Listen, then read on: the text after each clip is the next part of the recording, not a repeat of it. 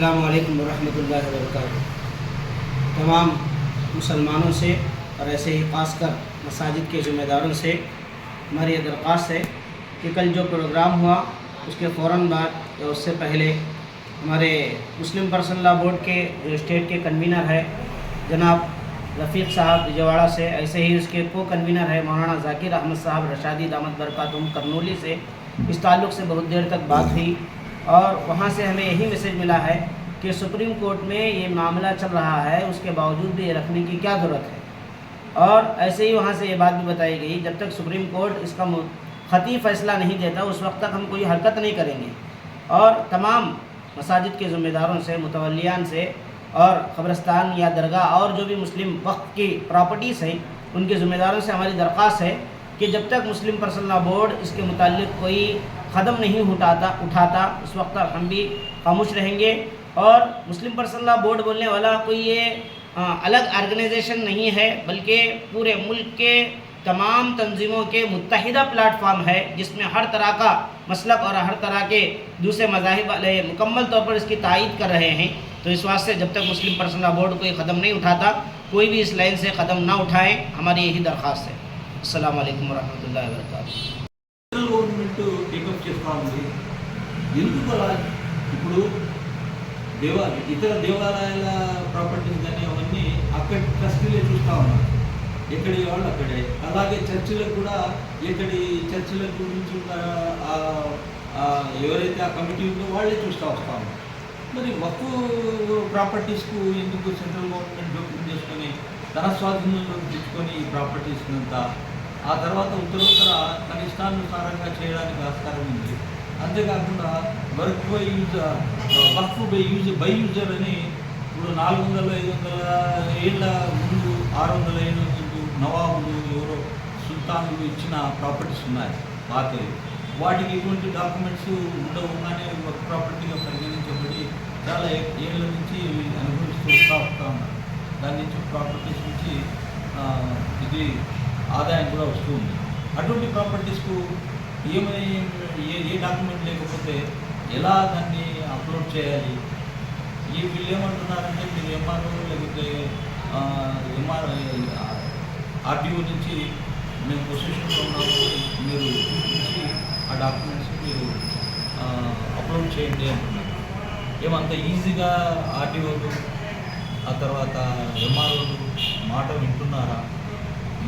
అసలు ఈ వివక్ష ముస్లిం ప్రాపర్టీస్ మీద వివక్ష ఇవన్నీ ఆర్టికల్ 25-26ను ఉల్లంఘించేలా ఉన్నాయి. దీని గురించి మేము ఇంతవరకు ఆల్ ఇండియా ముస్లిం పర్సనల్ లా బోర్డు వైపున ఎన్నైతే కార్యక్రమాలు వాళ్ళు చేయమని ఆదేశం పంపించారో వాటిన్నింటినీ నంద్యాలలో చేస్తూ వస్తూ ఉన్నాము.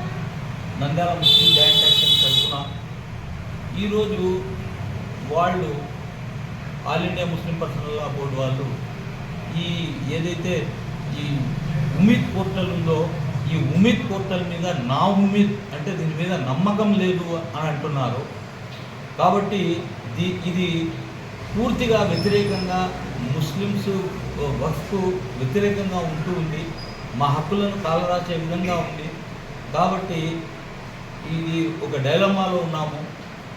రాష్ట్ర ప్రభుత్వం ఇటువంటి స్టెప్ తీసుకొని ఉండకపోవాల్సింది. ఇంకా కాస్త ఇది సుప్రీంకోర్టులో నడుస్తూ ఉండగానే ఈ వ్యవహారం మొదలుపెట్టి ఉండాల్సింది. ఆల్ ఇండియా ముస్లిం పర్సనల్ లా బోర్డు కూడా ఈ విషయాన్ని ఛాలెంజ్ చేస్తూ సుప్రీంకోర్టుకు దీన్ని విచారణకు తీసుకోమని అడగడం జరిగింది.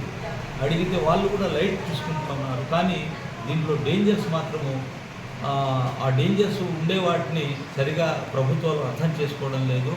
మా గోడు ఎవరికి వినిపించాలనో మీ ద్వారా ప్రజలకందరికీ వినిపిస్తూ ఉన్నాము. ఇది చాలా అన్యాయం జరుగుతూ ఉంది అని చెప్పగలను. ముస్లిం జేసీగా తీవ్రంగా ఖండిస్తున్నాము.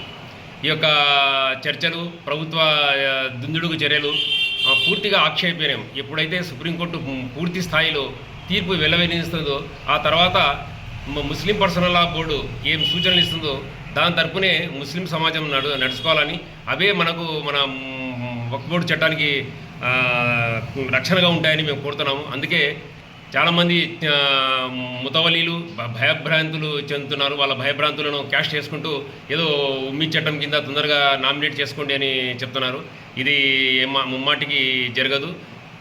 అందుకే మేము కోరేది ఏమంటే ముతవలీలకు, తర్వాత ముస్లిం మేధావులకు అందరికీ ఈ యొక్క చట్టము మనం అందరం మూకమ్మడిగా ఎదుర్కోవాల్సిన చట్టము. ఇంతకుముందు కూడా చాలా చట్టాలు చేసినాయి, కానీ ప్రభుత్వ ప్రజా ఆమోదం లేని ఏ చట్టాలు అమలుకి రావు. ఇప్పటికే మన మీద తలాక్ చట్టం ఉంది. తలాక్ ఏమాత్రం అమలు అవుతుంది? ఎంతవరకైనా తలాకు ధార్మిక చట్టాలు మన యొక్క ఖురాన్ హదీసులు పరిధిలోనే జరుగుతాయి. ఈ ఒగ్గు చట్టం కూడా మాకు ప్రాణంతో సమానము. తర్వాత అది కూడా మాకు ధర్మ చట్టంగానే మేము భావిస్తాం కాబట్టి దాంట్లో ఎవరి యొక్క వేలు పెట్టడాన్ని మేము సహించము. తప్పనిసరిగా సుప్రీంకోర్టు ఇప్పటికైనా సరే చాలా దాంట్లో లొసుగులను తీసేసి ముందుకు సాగుతుంది, మనకు అనుకూలంగా తీర్పిస్తుందని భావిస్తున్నాము. అంతవరకు ఓపిక పడతాము. ఈ లోపల మేము రాష్ట్ర కూటమి ప్రభుత్వాన్ని కోరేది ఏమంటే వేరే ప్రభుత్వాలు ఎక్కడ ఏ రాష్ట్రాల్లో లేని చొరవ ఇక్కడ చూపవద్దని, మా మీద ఒత్తిడి తీసుకురావద్దని కోరుతున్నాము. ఈ యొక్క చట్టాలను మీరు తీవ్రంగా అమలు పరిచేస్తే మేము కూడా అంతే తీవ్రంగా ఎదుర్కోవాల్సి వస్తుంది. మేము కోరేది ఏమంటే కూటమి ప్రభుత్వానికి చాలామంది ముస్లింలు ఓటేసినారు. అప్పుడు కూడా మీరు మాటిచ్చినారు ముస్లింలకు అనుకూలంగా ఉంటామని. అయినా అక్కడ కేంద్రానికి తొత్తులుగా అక్కడ ఓటేసినారు. తర్వాత కూడా ఇక్కడ అమలు చేయమన్నారు. మరి ఇప్పుడు అమలుకు ఇక్కడే శ్రీకారం చుడుతున్నారు. ఇది పూర్తిగా ఆక్షేపణం. దయచేసి ఈ యొక్క అడుగును మీరు స్టాప్ చేసుకోవాలని కోరుతూ, ముస్లింలు ఎవరు ఈ యొక్క చట్ట పరిధిలో మీ యొక్క ఆస్తులు ప్రకటించుకొని ముందుకు పోవాల్సిన అవసరం లేదు. మన ఆస్తులు మనకే ఉంటాయి. ఒక్కోడు మనకు తప్పనిసరిగా మనకు రక్షణ ఇస్తుంది. ఈ యొక్క జేసీ మీటింగ్ ద్వారా ప్రభుత్వాన్ని ఇంకొకసారి కోరేదేమంటే ముస్లిం చట్టాలలో మీరు దయచేసి జోక్యం చేసుకోవద్దు అని కోరుతున్నాం.